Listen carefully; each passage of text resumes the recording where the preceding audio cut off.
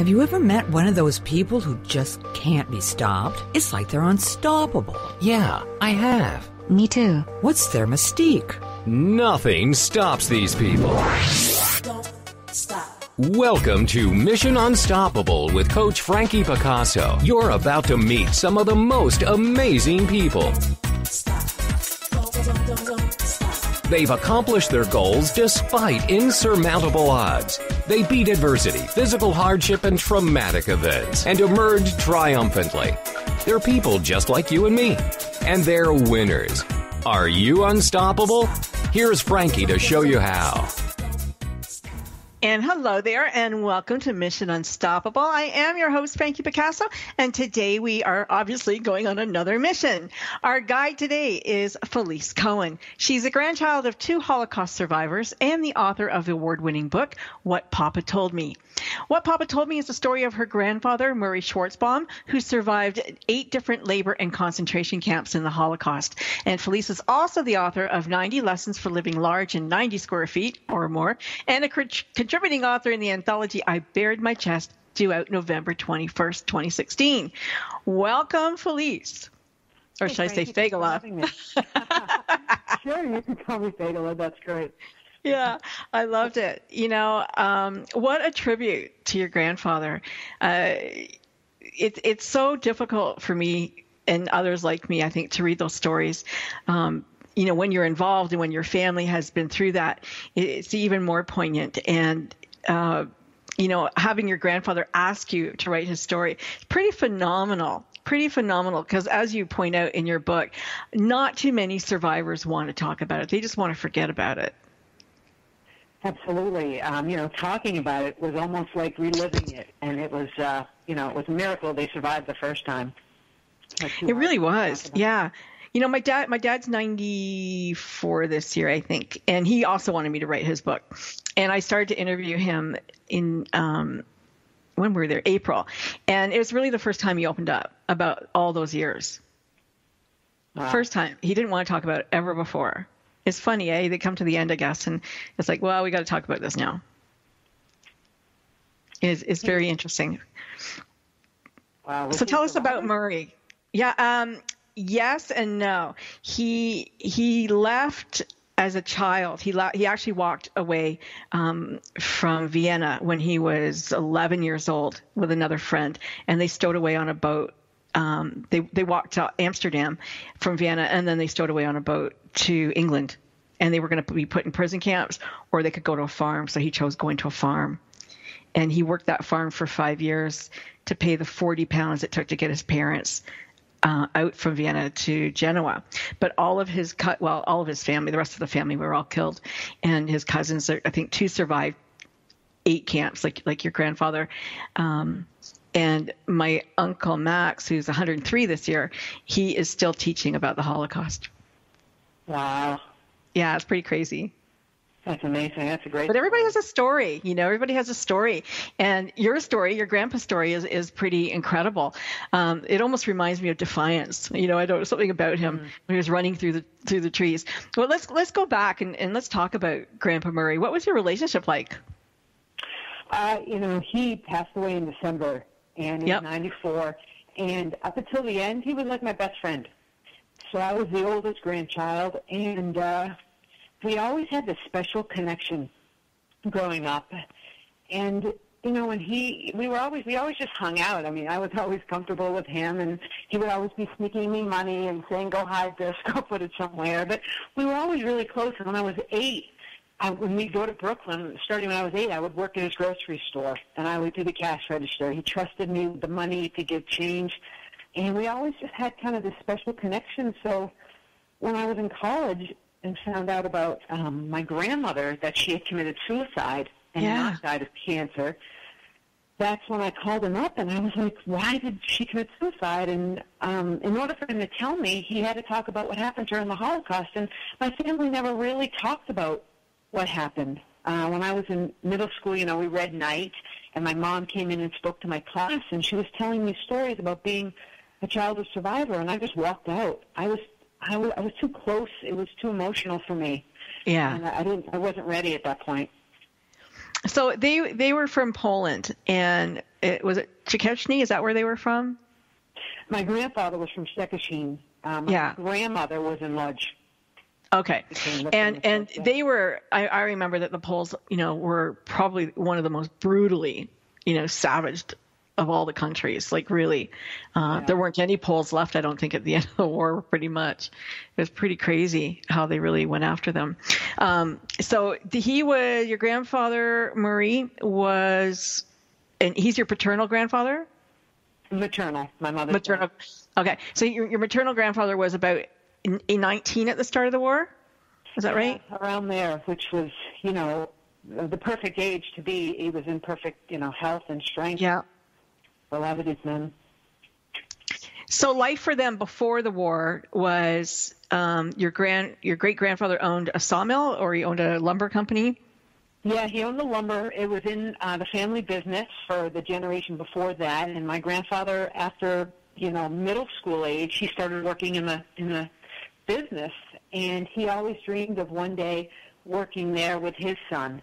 Mm-hmm. And it was just, he had a normal life. It was funny when we talked. He loved to play soccer and ride his bike, and for some reason, they had soccer and bikes then.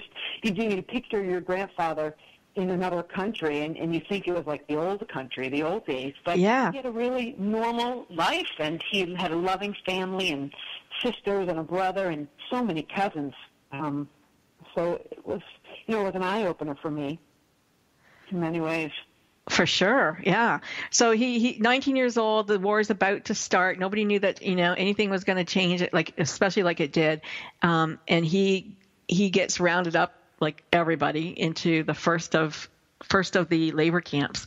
It was, what was it, Gogolin? Yeah, I think that was the one.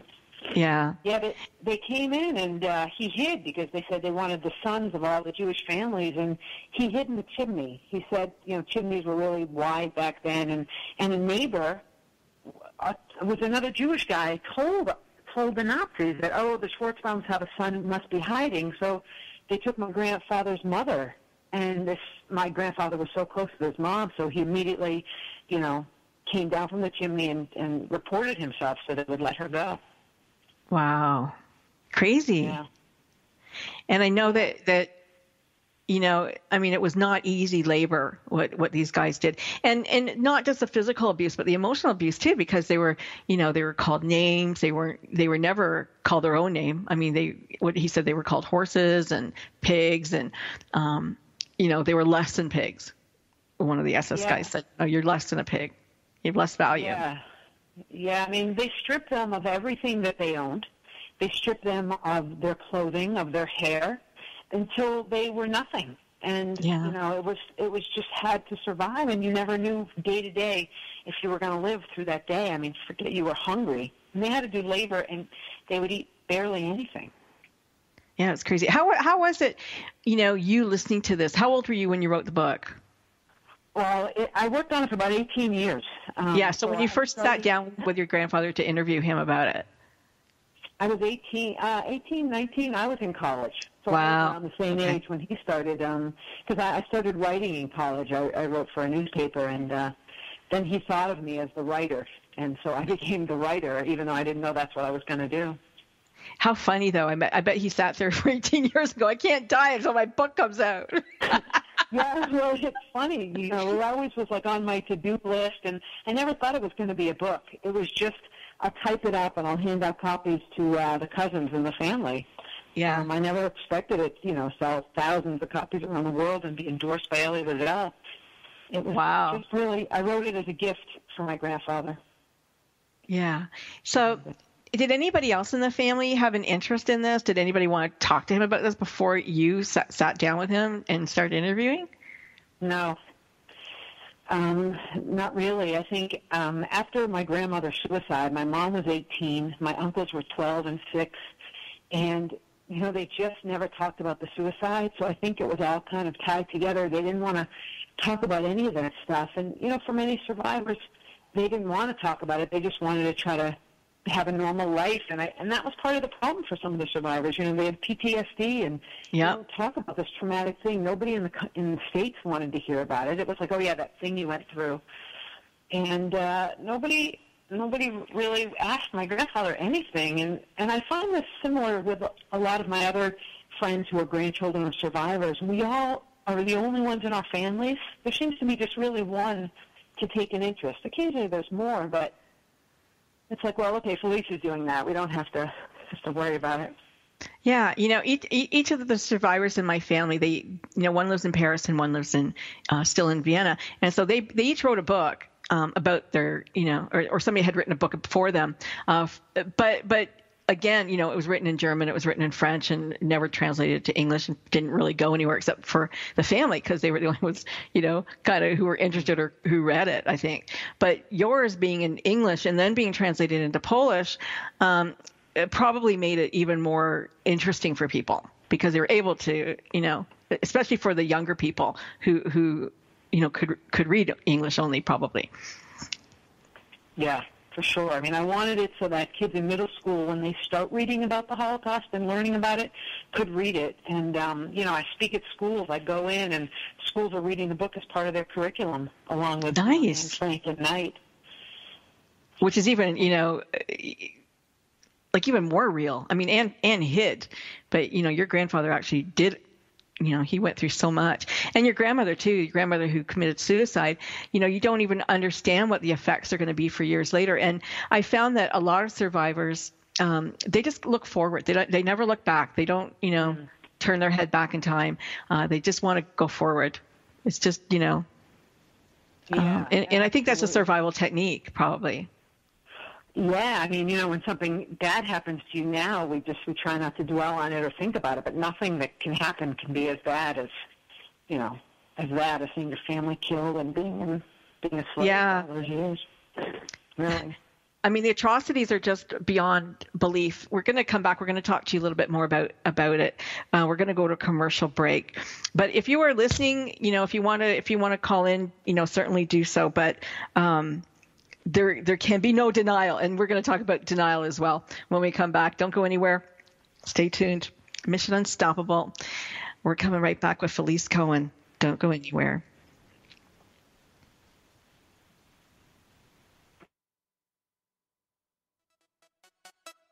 Don't stop. That's right. Don't stop listening.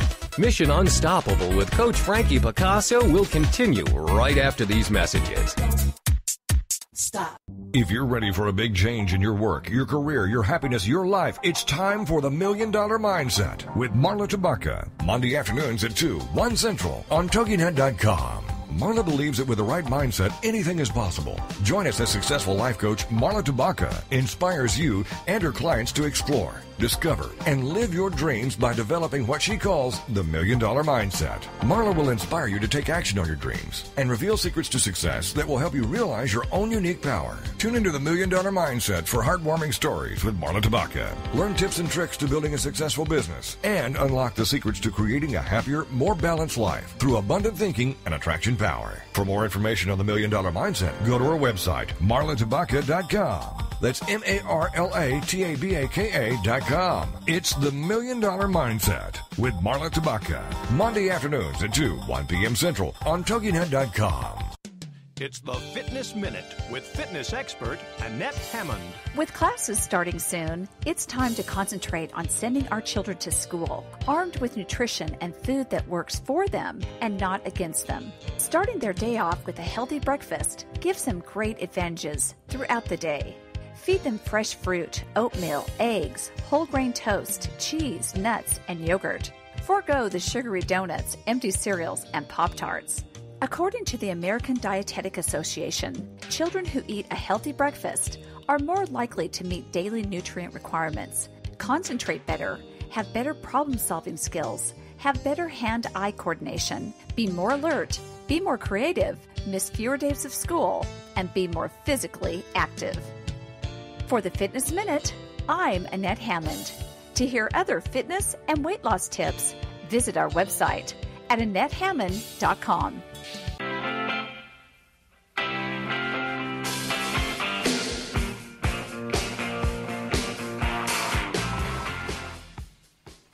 And we're back. It's Mission Unstoppable. I am your host, Frankie Picasso, and my guest today is Felice Cohen. If you want to give us a call, it's 903-787-5887. If you want to join the conversation, we would love to have your words. Back to Felice and her story of her grandfather. The book, again, is called What Papa Told Me, and you can purchase it on Amazon and other places, I'm sure, in English and in Polish. And what else, is that those the two languages? Somebody actually translated it to Japanese, but I haven't put that up yet. How fantastic. That's great. Good for them. That's awesome. So your grandfather, came from a fairly large family, really. What was it? Three sisters, couple brothers. One brother was a scholar, and he left just before the war broke out, I think, and went to Russia. Is that correct? I think. And the other, and everybody else ended up in the camps in one way or another. And unfortunately, your great-grandfather, this is so sad. Your great-grandfather was shot when he and his wife were separated, and she went to hand him a sweater. And as he went to reach for it, they shot him because he got out of line. Yeah. Unbelievable. Unbelievably cruel. It's funny, we talk about these stories, and, when you think about them, when you break them down, each one, and picture yourself, they're unimaginable. It's like they're incomprehensible. They really are. Yeah. I mean, I can't, honestly, it's so difficult for me to imagine man's inhumanity to man in that way. I mean, I can understand you around people. I can understand you shooting people.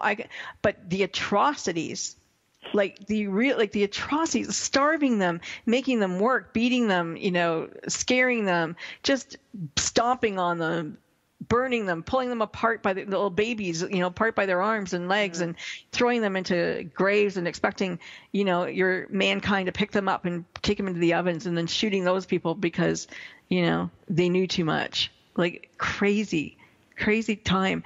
And I know that you went to Poland to these camps. What was that experience like for you? Yeah, it was, I went to Auschwitz, and, you go to Auschwitz. I was there in the summer, and to me it looked like a college campus. I mean, there were two parts. There's Auschwitz-Birkenau, where my grandmother was, and these huge bunkers that they were in, and you see the famous train station arrival photo, and you walk around there, and it's just desolate and stark, and not even a football field away is a neighborhood. And to say that these people were living there, not knowing what was going on, nobody, what could they have done? So you get mad thinking, if that happened in my neighborhood, would I have done something? But when you go to Auschwitz, the other part where, it's kind of where they show the ovens, there are these brick buildings that look like, an Ivy League college, and, you're just... I didn't really have any emotion until I saw these little rooms where they had piles and piles of spectacles, piles of shoes, and then I saw these baby clothes, and that's really when I lost it, because I thought of my niece and my nephew, and it's like when you think of these innocent little babies, not that the adults weren't innocent, but it's sick. It is sick. When I went to I was in Hungary, in Budapest, and you see the statues of all the shoes by the river where they made them jump in and shot them. Just little things like that as you go around, through Europe, and you see these little, remembrances, I guess, little places, shrines, if you want to call them that. It's really incredible. And the most amazing thing, when you're in Germany, and the young German people are so apologetic, they're so embarrassed by their forefathers. All they want to do is make things right. I don't think that they would ever do it again. I don't know. Did you feel that? Did you get that feeling? I don't meet many of them, but I do have a friend here in New York who's a grandchild of Nazis, and she goes around and she speaks, and she's part of a group that, they try to make right what was so wrong. And, even people, I remember speaking numerous times with my grandfather after the book came out, and people would ask him, are you still mad? Do you hate Germans? And he said, no. He said, it was the Nazis I hate. It's not, all of them. And I think that's, you have to make that distinction. I think so. And you know, you get so caught up. I guess as a group, they got caught up. And I remember visiting the stadium where Hitler would talk. And my husband and I looked at each other just like, wow, like, you know, it's a huge stadium. And people went out and they just revered this guy, this crazy person. It's amazing. And Regensfeld, where your grandfather lived right after the war, and it was a beautiful little town, you know, it's so pretty. And you go there and it's like, wow, like, who were these people? It's like aliens took over or something. Yeah. It's so hard to imagine. So your grandfather was very brave to tell a story. And I think you were very brave, you know, to put it together and you know, tell the world. There's that new book or new movie coming out, Denial, with Rachel Weisz, you know, where there's a teacher, I guess he's a teacher historian, who says that the Holocaust never happened. It was a big lie. Yeah. Like, how do these things come about? You know, people say 9/11 didn't happen either. I mean, it's all just these. Really? And I don't know. I mean, people say anything, and I think it's just based on hate. You know, and I lived in a tiny apartment, and that video of it went viral, and I got emails from people around the world. I got emails from people saying, you know, the Holocaust never happened. They never burned anybody in ovens and all this stuff. And all I did was hit delete, and all you can do is, you know, I really just ignore these people because, you know, they want to engage you and get you, you know, riled up. And look, it happened. You know, you can't deny it. And I remember there was a teacher out west, and I think he was in Alberta or someplace like that. And, you know, he was teaching that the Holocaust didn't happen. Of course, they fired him, and it was a big hullabaloo. But it's amazing to me that people could, you know, could look through history and go, no, that didn't happen. And how could you possibly believe that? Like, I mean, it's crazy. I don't know if they really believe it didn't happen, but I think by saying that, they're devaluing. It's just anti-Semitism. It's just saying you don't really exist anyways because you're not worth anything. So that's where I think it comes from. You know, I mean, that's what I think. I don't think they really don't think it happened. I think they're just jerks.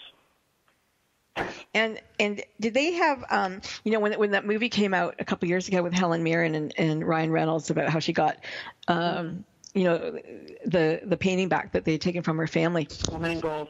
Yeah, the Klimt painting. You know, you look at that and you think, yeah, look at all the treasures that they stole. And I know that in Switzerland, I think maybe 10 years ago, they had this big thing where people could come and claim their stuff, right? But, you know, how do you claim your stuff, really? You know, I mean, she was fortunate that it was well known, right?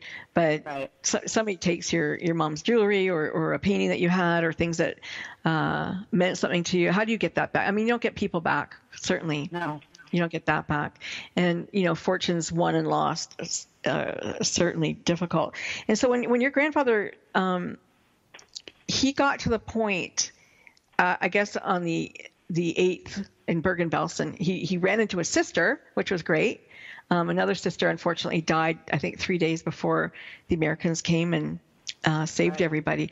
But it was ridden with typhus. And so he just couldn't work anymore. And he'd always been healthy or made himself look healthy so that he was always put to work and never one of these people who the Germans, he's sickly, so we'll just kill him. So he knew the gig. He knew, you know, how to survive. And I kind of chuckled when he did the black market thing in the camps because my Uncle Max did the same thing. You know, you find a way to survive. And somehow people always figure that out, how to make money, how to get a little bit of food, how to do some things. But he had a cousin. Your uncle had a cousin, or your grandfather had a cousin in, I think he was in the Gross Rosen or the Braunschweig, where he was running the kitchens. And of course, like, these guys are starving to death. They have a little piece of crust and a rotten potato to eat. And he asked him for some food, and he literally said no. I think that was the beginning of the end for him, that he couldn't believe his own family would treat him so poorly. Yeah, he said that was the hardest part. You know, he said he found a way to kind of keep pursuing and keep going and keep staying alive.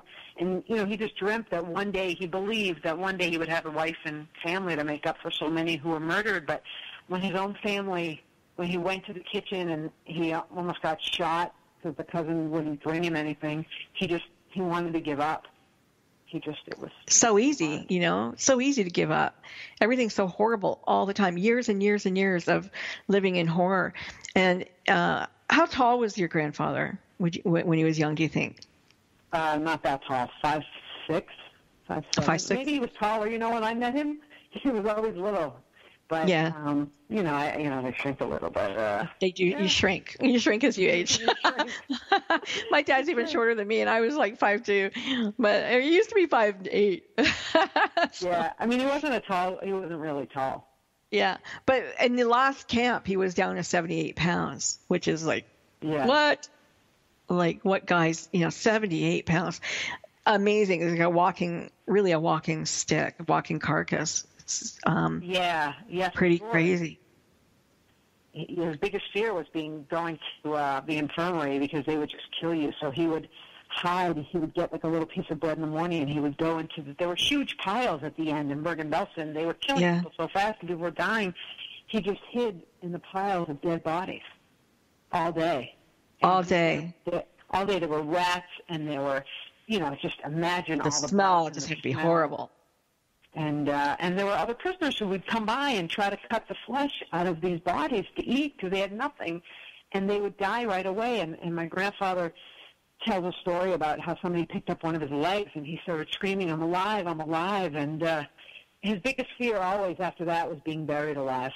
Wow. So he hid out with the dead. He hid out with the dead people because he just couldn't move anymore, and it was just one way of staying out of sight until the end. They knew that the end was coming. Yeah. If you went to the infirmary at that point, they weren't trying to heal anyone. They would just kill you. Not that they really had an infirmary. I don't even really know. But. Yeah, they probably didn't try to heal anybody. Why would they? They're just killing people left, right, and center. They were trying to get rid of those bodies so that the world didn't think, poorly of them. We're going to go to another commercial break. Felice is still going to be with us when we come back. We got more to talk about with her, more about her grandfather, and we'll touch on her viral video, the 90 lessons from living large in 90 square feet, because that was kind of fun too. Don't go anywhere though. We're going to talk about that and our latest project, I Bared My Chest, all in the next half. So make sure you come back.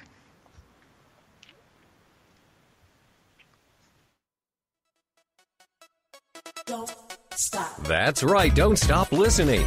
Mission Unstoppable with Coach Frankie Picasso will continue right after these messages. Don't stop.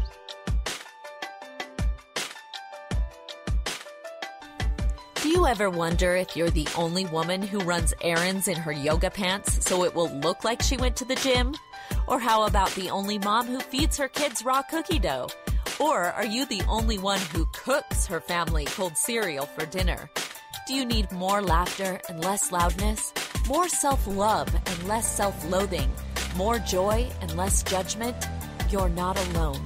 Come to the living room, a place where we get comfy, candid, and confident together. Come seeking sanctuary and leave feeling renewed. We're saving a seat for you. Give yourself some living room today.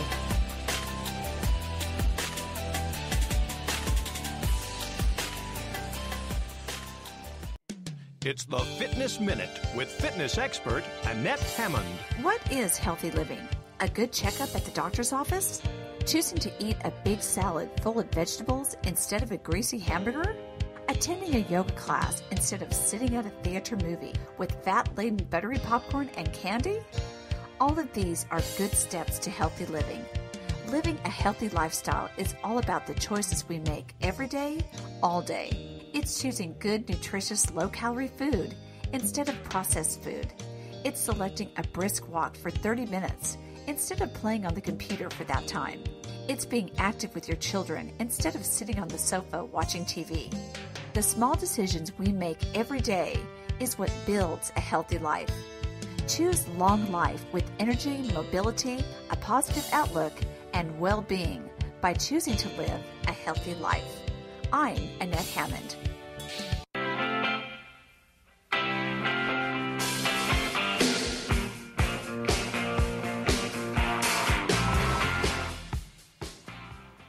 Okay, and we're back. back. It's Mission Unstoppable. Thank you for sticking around. If you want to call us, it's 903-787-5887.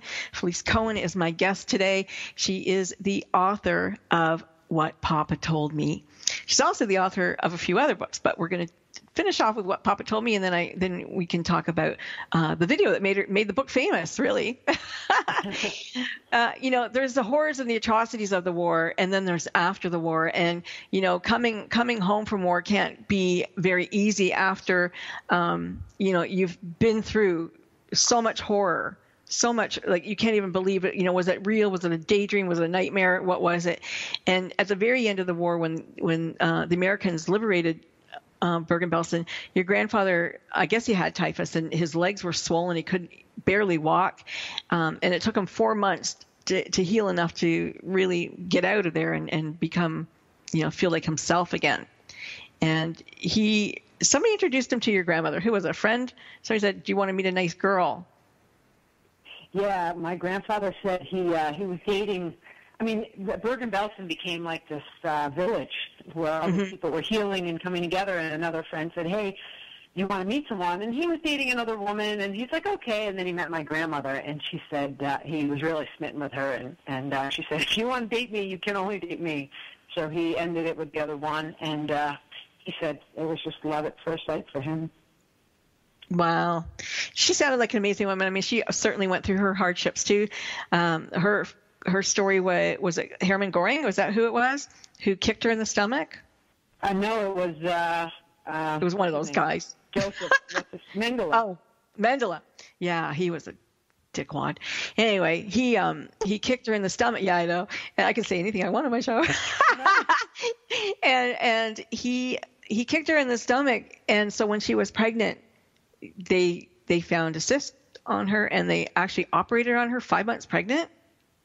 Yeah. Wow. Scary. Yeah. And this is why, like in the 50s or 60s? Yeah, it must have been it was the early 50s. Yeah. Wow. Yeah, it was. I don't think they do that today. They took out an ovary. Yeah, they operated on her. Well, I don't know. Was it? I don't remember. Yeah. Yeah, I think it said her ovary. They took out her ovary. One of them, because he got two. I remember him saying that. Right. And that's incredible. 5 months pregnant and doing that kind of surgery. And the baby came out okay. That was your mom, right? No, it was my uncle. My mom's your uncle. My middle uncle. And, yeah, he came out really skinny, but he's now big and strong. He's got all muscle. Yeah. So your grandmother's name, what was her name was, Ella. She obviously suffered from PTSD, and she had moments of, normalcy, I guess, and then years that went by and she started to unravel a little bit. Yeah, when the war first started, she was in Lodz. It became the Lodz ghetto, and she was the youngest of 11, and almost right away everyone was killed.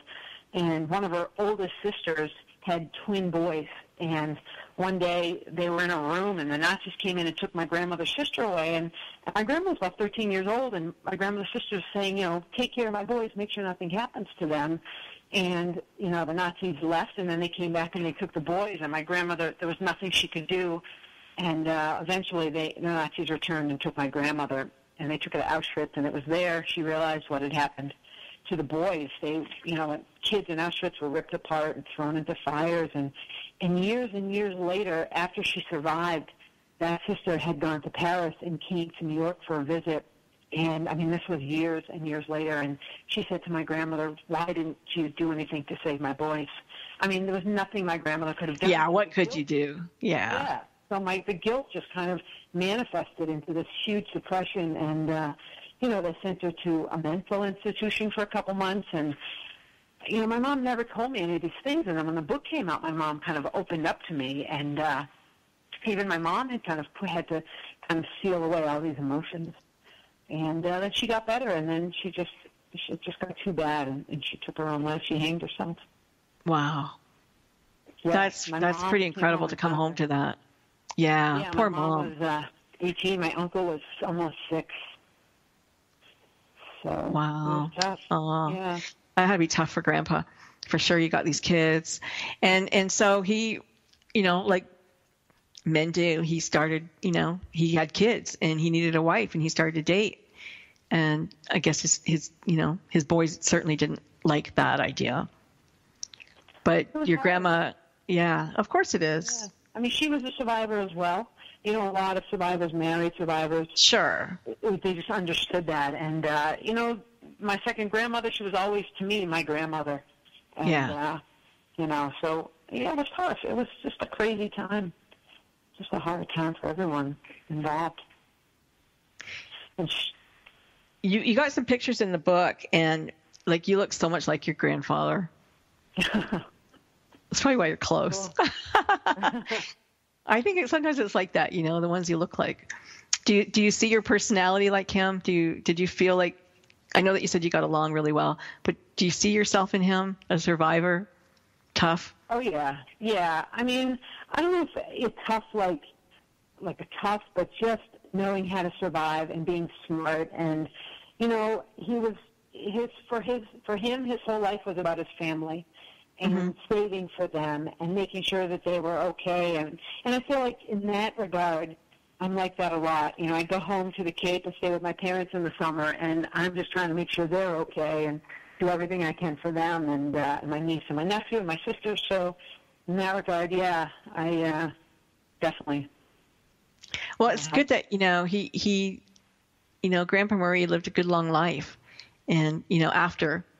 And he was 25 at the end of the war, 26, something like that? 24, yeah. Yeah, I mean, 5 years. So yeah. Life.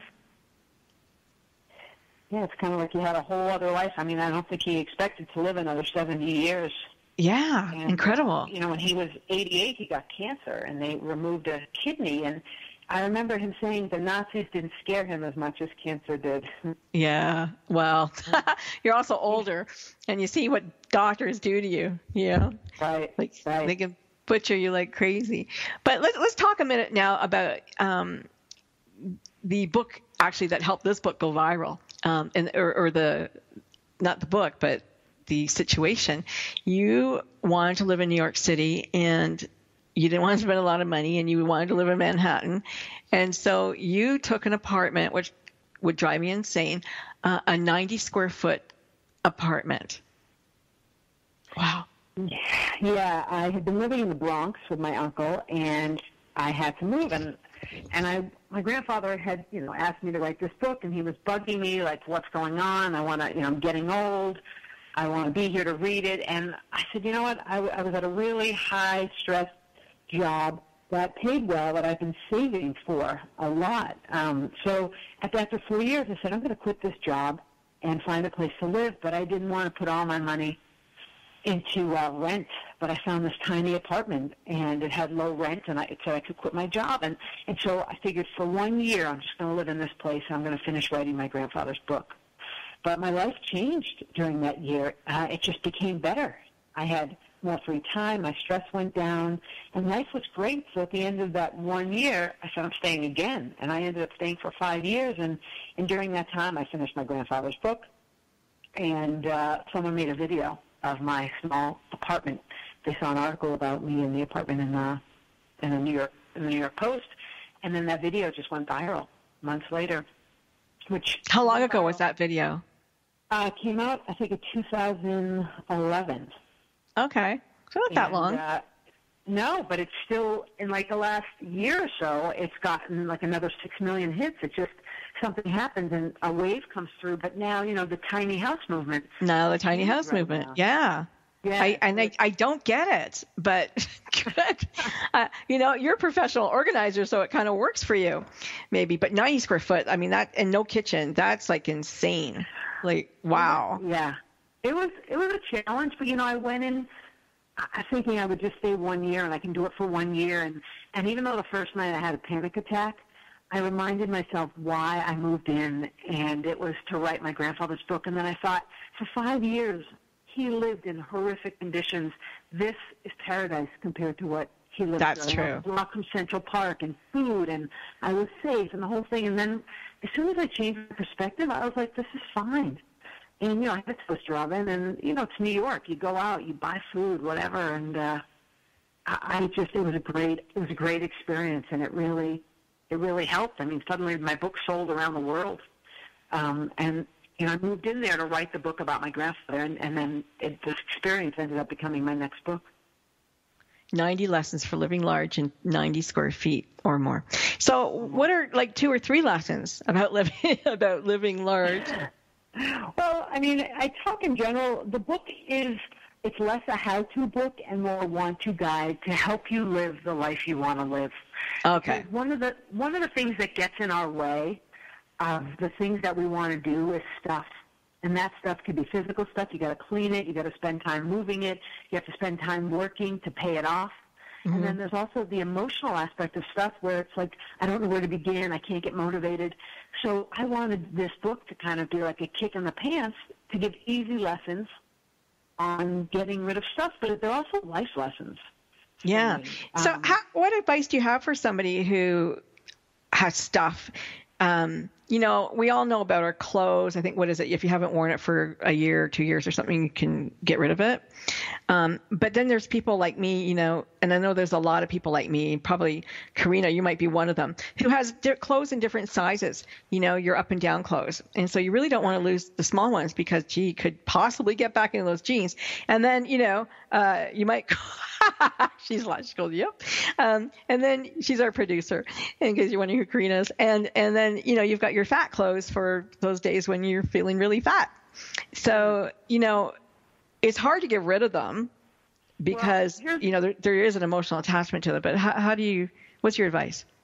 Well, I had a client who had a bedroom that was bursting out of her closet of full wardrobes in like size 6 to 14. She said she had lost so much weight. And I said, well, why are you keeping these clothes? They're too big. She goes, well, what if I gain the weight back? I said, here's 2 reasons that's not good. I said, 1, you're giving yourself the option, the self-fulfilling prophecy of getting. And I said, 2, by the time, if you ever need those clothes again, they're going to be out of style. So for those who keep, we always have, it's fun to have that like gold jeans. They're a smaller pair and you want to, but if you get down to a smaller size, treat yourself. Make that be your reward because let me tell you, jeans will change in a season, the style. That's true. That's true. It's, okay, great, you fit into the jeans, but you look like a ridiculous person because, the wide whales are out or whatever. But, you're taking up space in your life, in your closet, and this is kind of taking up your space. And I tell people when you let go of the past, you make room for the future. We're going to a commercial, and when we come back, we'll carry on with that thought. Don't stop listening. Mission Unstoppable with Coach Frankie Picasso will continue right after these messages. Stop. The League of Women Voters reminds you that on Election Day, we are all equal. Please join your friends and neighbors by registering to vote and going to the polls November 8th. Visit www.vote411.org to find out who will be on your ballot and how the voting process works in your community. This election is about our future, and we all need to weigh in. It's the Fitness Minute with fitness expert Annette Hammond. Even though the numbers are a little better, our country is still in crisis when it comes to childhood obesity. The numbers of overweight and obese children are staggering. It's time to get serious about conquering childhood obesity, and really obesity in general. There are so many reasons why weight has a significant impact on the medical, emotional, and social health of people of any age. But many people do not know that if you are obese, with a body mass index over 40, you have a 50% greater risk of death from cancer than those of normal weight. Obesity is associated with 20% of cancer deaths in women and 14% of cancer deaths in men. Let's get serious about exercise and healthy eating and obliterate obesity. For the Fitness Minute, I'm Annette Hammond. Visit our Facebook fan page at Fitness Minute with Annette Hammond.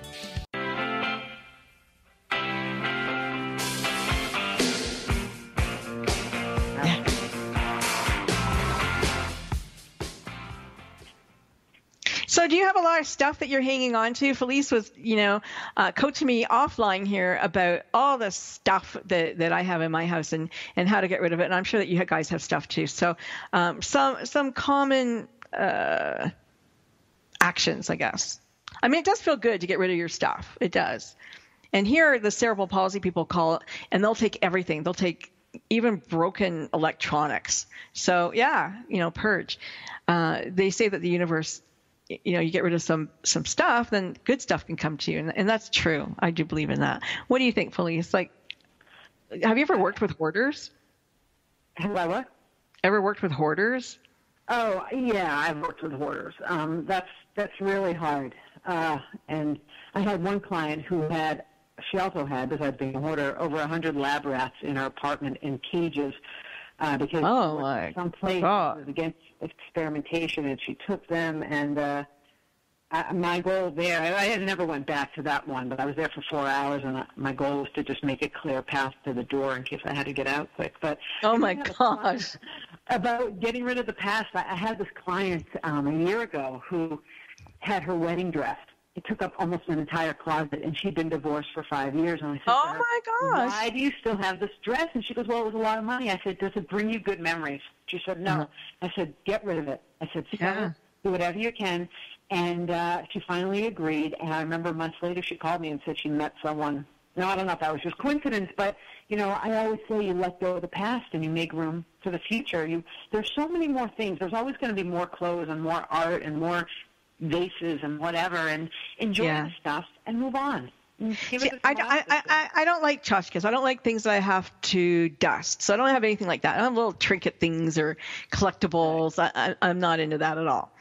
Anything I have is big. It's just big stuff.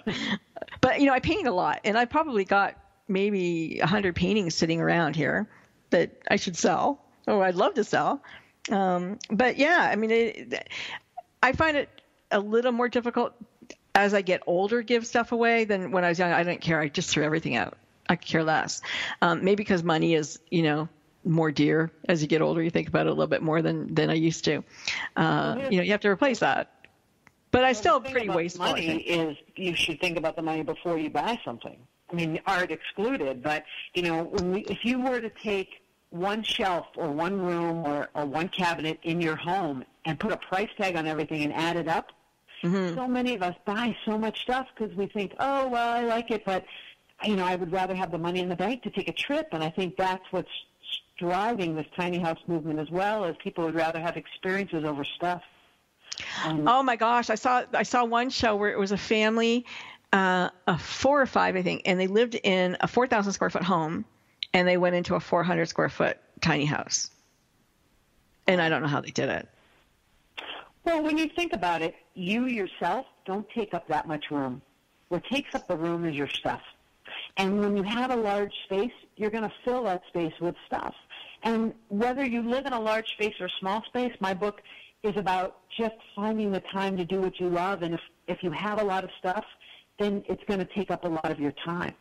But you could still have stuff, and I'm not saying live in an empty room by all means, but there's extra stuff we don't need. There's money we spend on stuff, and when you buy things because they're on sale, like clothes, you don't need them that much because you don't love it. You bought it because it was $9.99, and that's true. $9.99 adds up. Yeah, that is true. Very true.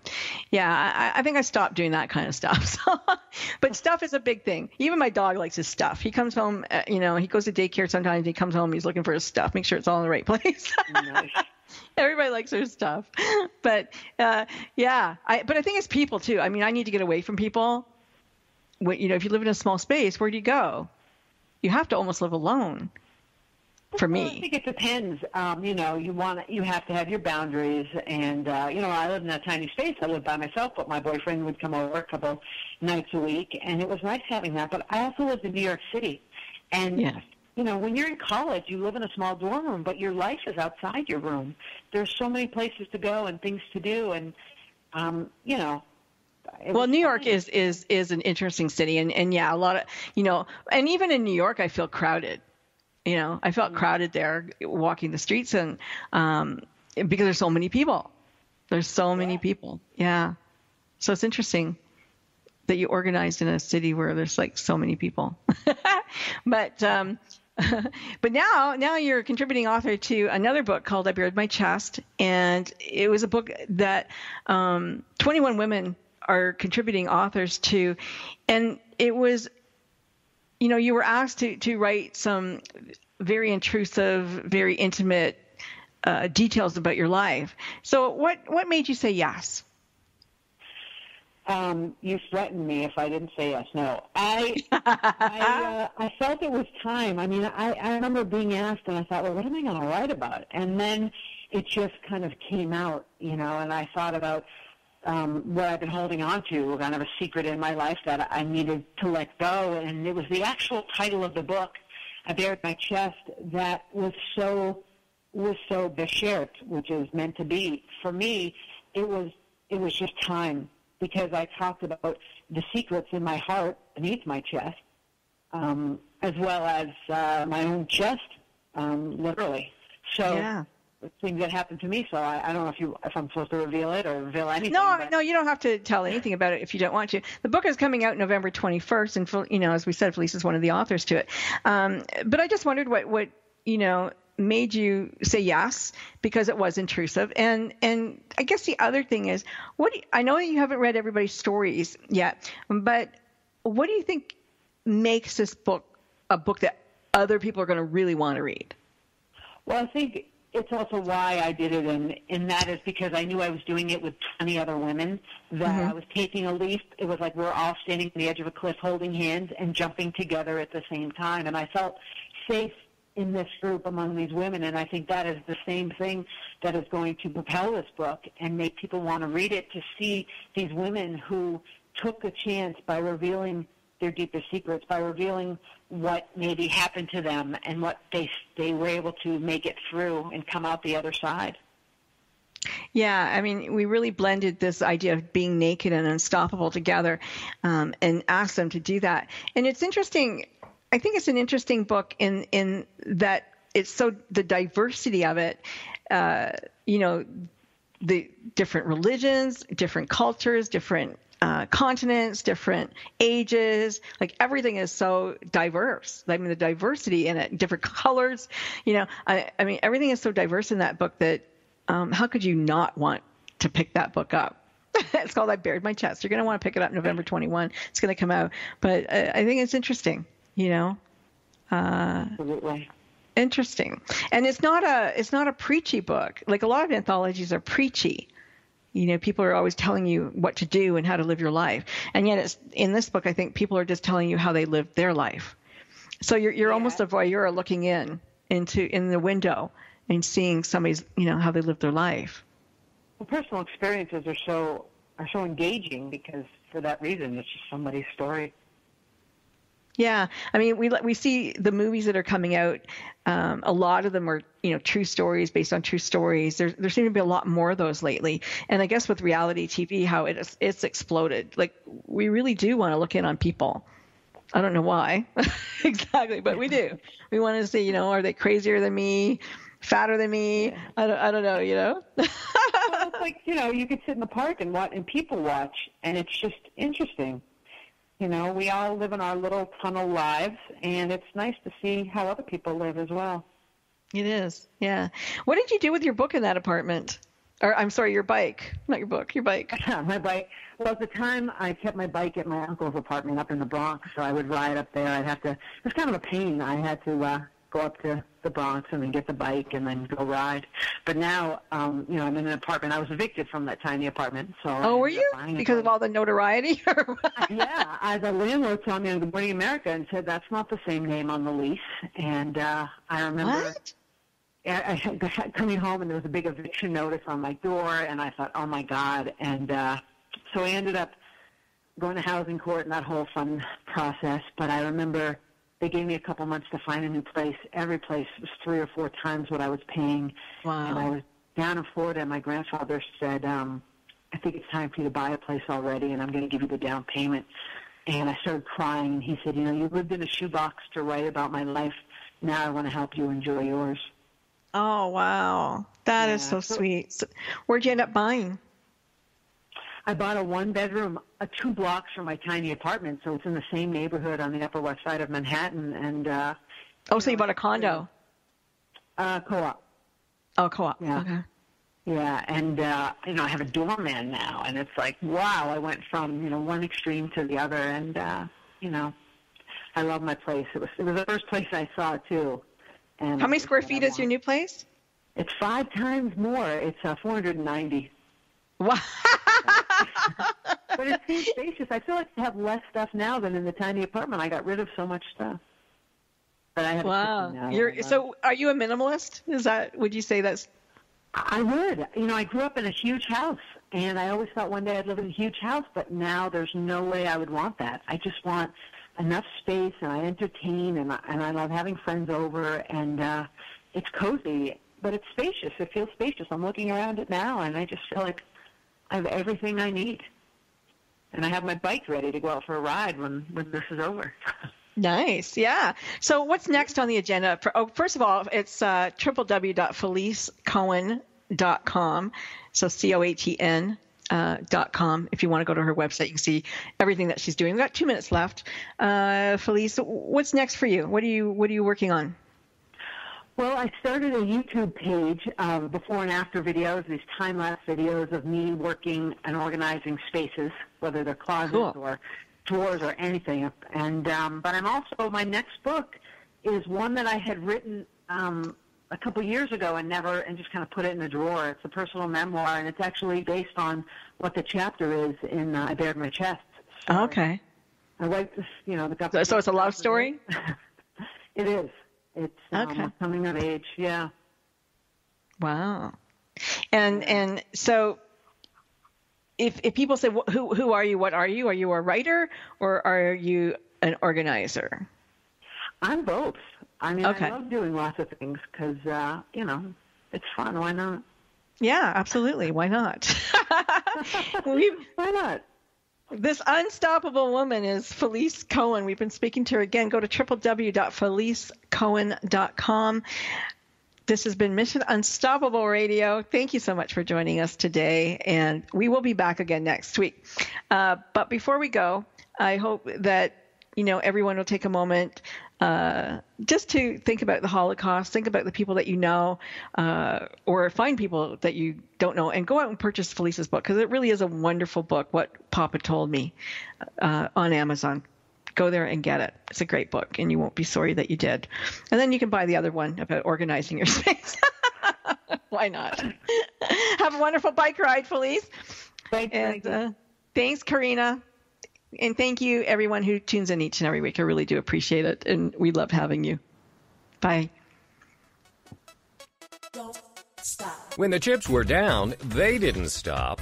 Stories of people who, when the odds were against them, turned defeat into victory. You've been listening to Mission Unstoppable with Coach Frankie Picasso.